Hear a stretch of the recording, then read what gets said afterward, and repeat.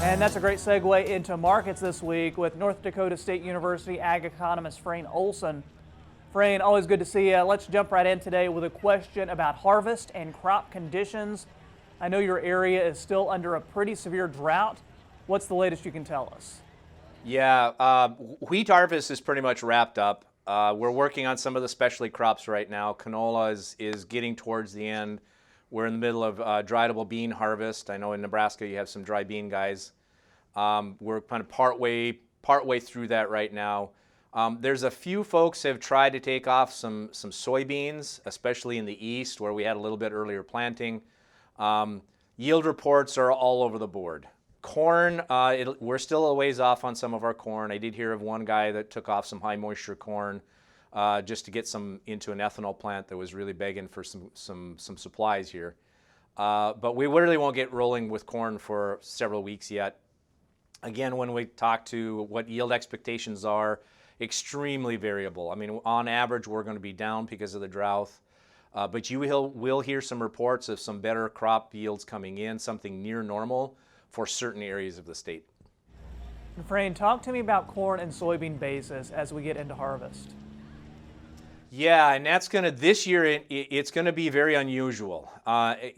Typically we see, basis levels kind of soften as we go into harvest, especially up here in the northern growing regions because we have this flood of grain suddenly hitting the system.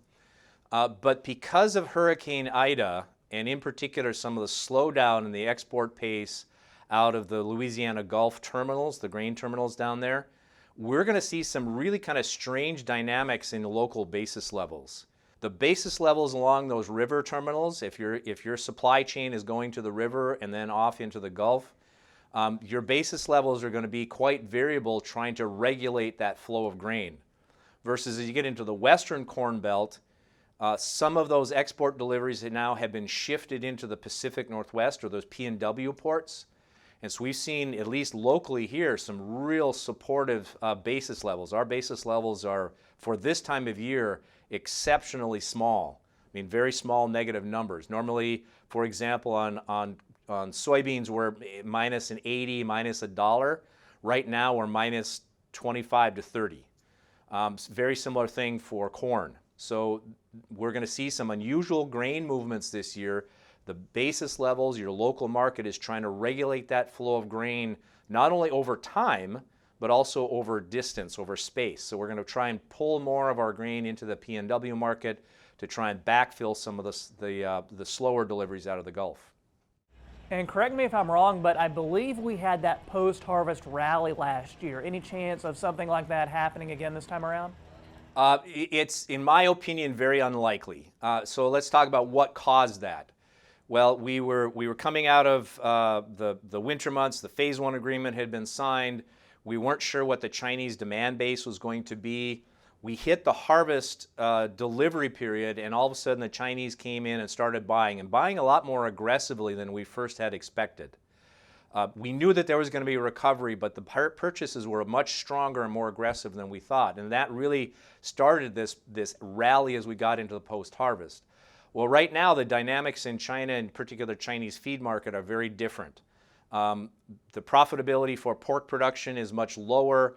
Crushing margins for soybeans in China are at a negative right now and have been for a while. So we do expect to see, and already have seen, some pretty decent Chinese buying of both corn and soybeans, mainly soybeans at this stage of the game. But this is now kind of booked into the psychology. We already kind of anticipating that the Chinese will come back on a more regular basis, kind of a typical cycle. And we're probably looking at export volumes similar to what we saw last year. So that's already kind of built into the system, so the shock value is much less. Okay, and real quick on winter wheat, because I always like to get in a wheat question when you join us on the show. 12% of the U.S. crop has been planted, and it is early, but what are your expectations for this year's winter wheat crop? Yeah, and that's a great question. I guess my expectation is we'll probably get winter wheat seedings. So let's separate winter wheat into the hard red winter wheat and soft red winter wheat. Soft red, I expect acreage to be similar to what we saw last year. There's really no big incentive to increase our acreage base.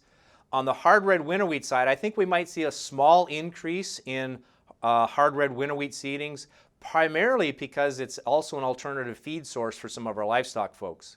So for some of those areas that have been buying up some of the calves here that we're selling in the northern tier, that makes a really nice feeding regime. So I think that we will see, not only because of market incentives in hard red winter wheat, but also because of this alternative feed source, I do think we'll at least see initial hard red winter wheat plantings to be up a little bit by the time we get the numbers in January.